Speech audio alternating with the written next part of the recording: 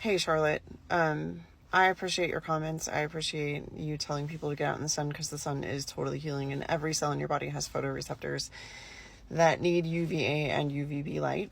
So I totally agree that getting out in the sun is a necessary thing, and people do need to do it. But Alaska doesn't get enough sunlight every day, except for 2 months of the year, to provide enough vitamin D for people in the clothing that they have to wear. It's just not possible. And on top of that, I was you. Just get out in the sun. Just have your body exposed. Just be in the sun for 40 minutes every day without sunscreen on, without sunglasses on, etc.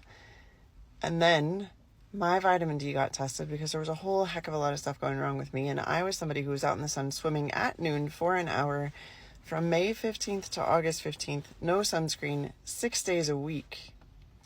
And then on my bike for 2 hours on Saturday.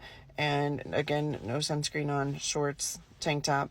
Out for a run for an hour on Sundays. Again, no sunglasses, no sunscreen, nothing. And my vitamin D was 3. It was 3. If the temperature was above 40, I was in shorts when I went for a run. My vitamin D was 3. I had tan lines on my legs in December because I was running in shorts. And my vitamin D was 3. This is probably going to come as a shock.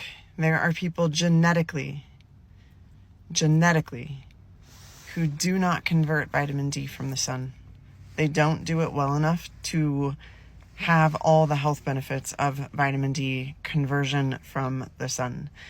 And some of them convert a little, some of them convert not at all, and they need a lot of help to get there.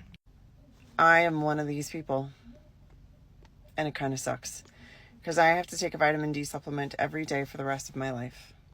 And for somebody who's a healthy body weight, and my body fat's only 20%, I don't have enough stored vitamin D to get me through the winter from my swims that are now only 3 days a week for an hour outside at noon with no sunscreen for an hour, May 15th to August 15th, plus all the other stuff that I do outside, including gardening and going for a walk and out with my kids and riding my bike still and going for a run occasionally.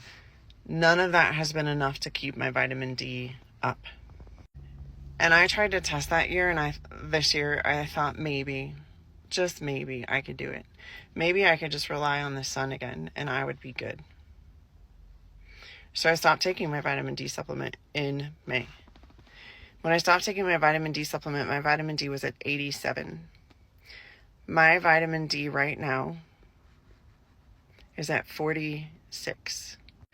On August 16th, when I got it tested, at the end of swimming 3 days a week for an hour outside with no sunscreen on, I don't wear sunglasses unless my adrenals are super stressed or I'm at the lake or I'm wearing goggles on the snow.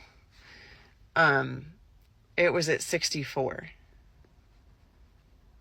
64. And I was also officing outside from my home for 2 hours a day in direct sunlight, and had weird tan lines on one side of my body, not the other side of my body, from that experience. So I was outside 7 days a week for no less than an hour, and my vitamin D went from 85 to 64. Telling people not to supplement when you don't know their genetics, when you don't live in their body, it's very judgy. And it's pretending that you know their body better than them, and it's the equivalent of gaslighting. There are a multitude of reasons why somebody might have a health issue that prevents them from converting to vitamin D, like they're on a statin drug and their cholesterol is actually too low, and so they can't convert, and that can happen. They can be on drugs that make them photosensitive, and that photosensitivity causes the cholesterol to burn as opposed to convert to vitamin D. That can happen too. And due to very trendy in the 80s, 90s, significantly low-fat diets, they can have permanent damage to their eye that requires them to wear sunglasses.